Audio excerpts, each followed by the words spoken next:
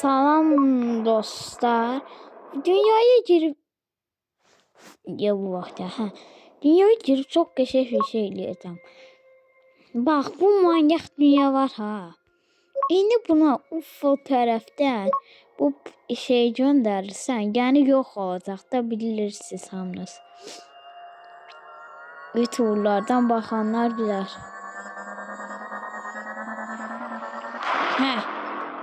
Bak bu inciden hamı öldü. Görsüz yaşam sona erdi. Sonra tez gedib bunu götürsək, şey eləsək. Qoyamaz.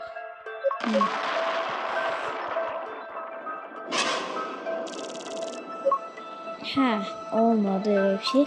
Onu kırmızı olanda eləsək.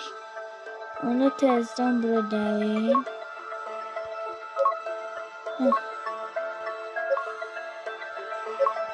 Belli işte.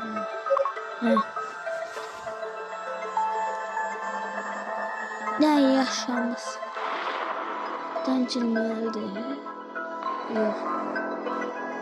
Bu boyda deli atır, dünya yok olur. İndi bu var.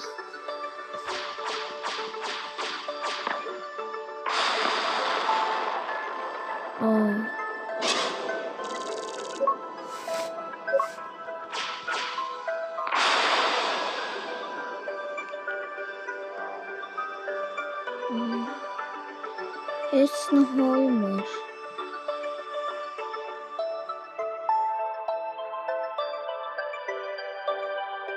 Ay hana, ay yoktu, ay getdi. Bəs bu güneş burada qalır, ay yoktu.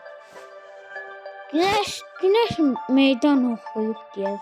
Mənə bir gün dostum gəlib. Leklo. Orada bir tane bir güneş var.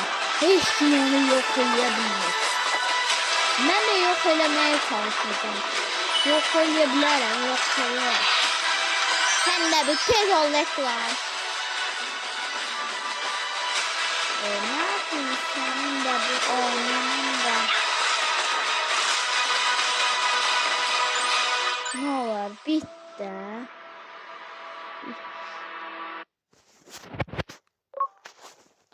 Güneşi açtım.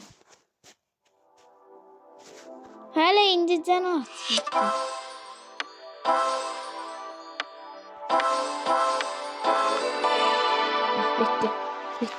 Bitti. Oh. Güneşciğim, səni heç nə işləmirmiş deyil mənə. Dostum. Bax, bu güneşi görürsünüz. Belə o özü balacalaşır ha. O onsuz da getdikcə balacalaşır. Doğurçu həyatda da. Belə vurub eləsən belə balacalaşır. Şaka demirəm. Güneş mənə meydan oxumuş dedi. Mən də onu öldürəm. Bax, görürsünüz yox olur. Ay, nədən onları yensən, içsinsən. Yoksa ayda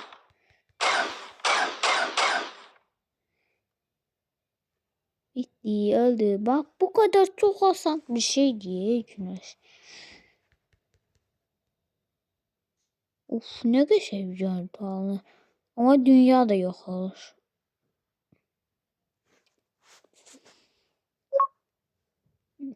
Yaxşı onda. Dostlar, indi nə dünyasına suala bastım. Bok kimi dünyalar çıxdı. Özel dünya olmuştu.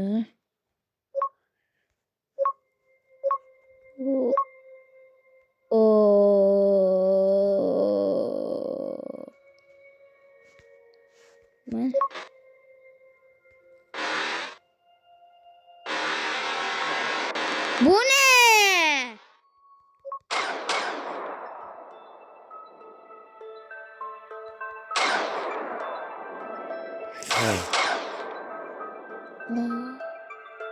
Ne oldu? Ne olsun bu dünya? Heç nə yoxdur la bu dünya yok oldu. Bu güneş indimi ikinci alım. Lan milyon.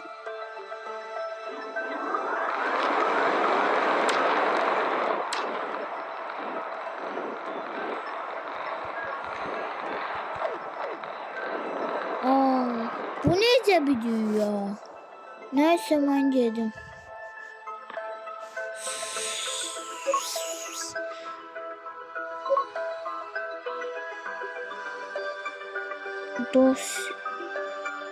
Dıysan sürünsü. Dıysan sürüsü ne? Yaxşı anda legendary tabii ki.